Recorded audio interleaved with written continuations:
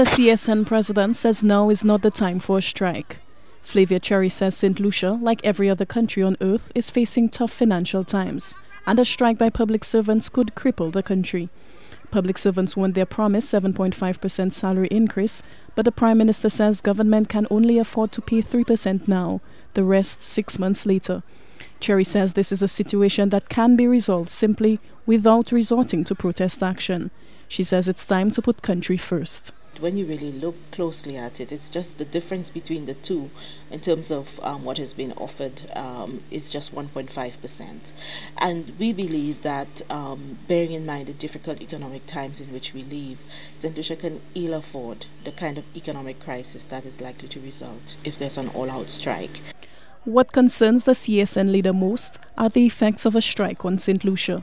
But the unions have made it clear that if the government does not pay up by May 26, they will engage in industrial action. We are going to wait to see what happens on the 26th of May. If the government does not pay, then we move into full action mode. Cherry says she's hoping for an amicable solution to the current impasse. She says she understands that TUF members have a number of grievances, but insists the situation is not broken beyond repair.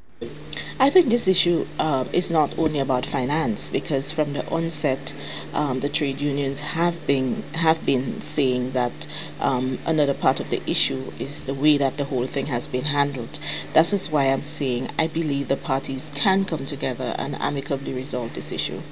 Cherry says she's not taking sides or casting blame.